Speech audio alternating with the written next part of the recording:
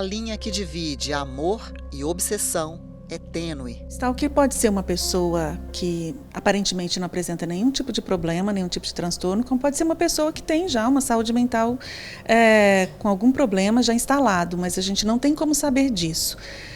Então, quando você conhece uma pessoa, alguém está interessado numa paquera ou em alguma circunstância, e a pessoa começa a exagerar na atenção, né? Começa a estabelecer um vínculo de intimidade antes mesmo de haver um conhecimento. Quando a pessoa começa a querer cercear os movimentos, começa a querer saber onde que está, para que está. Muitas vezes as pessoas confundem isso com interesse, com afeto, com amor, confundindo ciúme com amor. A mentalidade de um homem possessivo, obcecado pelo amor de uma mulher, não o permite esconder indícios de um potencial perseguidor ou agressor. É difícil definir um perfil, mas a gente pode pensar que é uma pessoa que apresenta um persona de segurança, de poder e, na verdade, encobrindo uma insegurança. E ela coloca na outra pessoa a possibilidade de reconhecimento desse poder. Então, ela vai, ao ser recusada, ela não admite isso, porque se ela é recusada, se ela não é considerada uma pessoa própria para ser amada, ela começa a inverter a situação. E aí ela parte para a cobrança, a insistência, convencer a pessoa de que ela realmente precisa ter uma relação com ela, porque ela só vai se sentir, talvez, viril, potente, se ela for amada pela outra. Então, o que pode estar encobrindo é um sentimento de insegurança, de impotência, de invalidez, né? Pessoalmente, emocionalmente, que não é demonstrado para o outro. Entre possíveis resultados trágicos, a morte. Foi o caso da Sargento Magalhães. Ela foi assassinada a tiros pelo também militar do Exército de Minas Gerais em Uberlândia, Sargento Isaac. Mesmo casado com outra mulher, Isaac nutriu um sentimento doentio por Stephanie. Ela só falava que ela tinha muito medo dele, porque ela nunca teve nada com ele. Ela entrou no batalhão e ele fissurou nela. Ela só me falou uma vez que ele deu um perfume para ela e ela desfez esse perfume. Ela nem conversava com ele, eu creio que ela nem aproximava dele, acho que até por medo mesmo. E outra, ela tem o namorado dela, né? Tinha o namorado dela. Ela morreu no dia do meu aniversário. 50 anos. Ela falou pra mim assim que ela vinha. Ela falou, mãe, eu não vou vir na sua festa. Mas eu vou, antes de viajar, eu vou vir te dar um abraço. E ela não veio. Era 14 de julho de 2023. Acontecia uma festa julina do Batalhão do Exército aqui no Gressu, Grêmio Recreativo de Subtenentes e Sargentos de Uberlândia. De repente, um tiroteio. O que seria um amor não correspondido do Sargento Isaac pela Sargento Magalhães, segundo amigos da jovem, se transformou em paixão obsessiva. No evento, Isaac viu Stephanie acompanhada do namorado. Ele atirou várias vezes no companheiro da jovem, que teve ferimentos graves. Depois também disparou contra a sargento.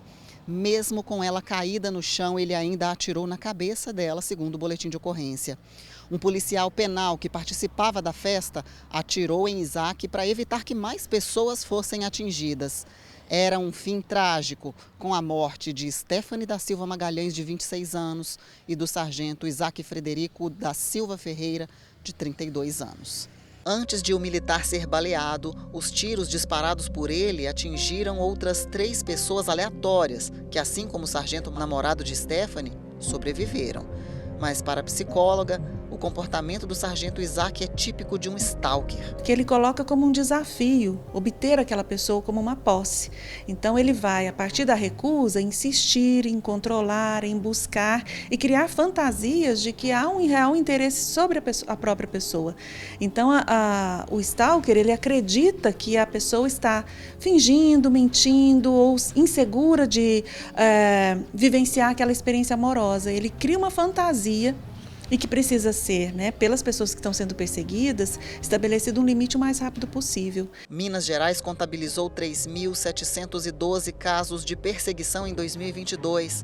Se compararmos os 6 primeiros meses deste ano com o igual período do ano passado, os números cresceram 57%.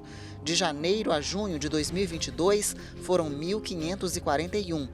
Contra 2.421 este ano. Em Uberlândia, as ocorrências diminuíram um pouco.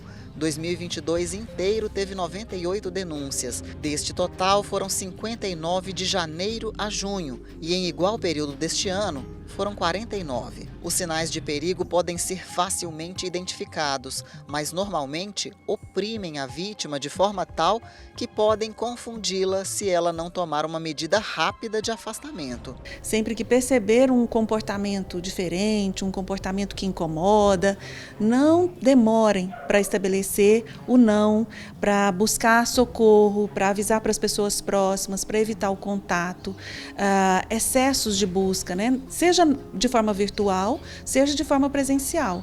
Né? Se a pessoa começa a querer controlar a sua vida, saber onde você está, estar em todos os lugares, não pense que isso seja necessariamente amor. Né? Controle não é amor.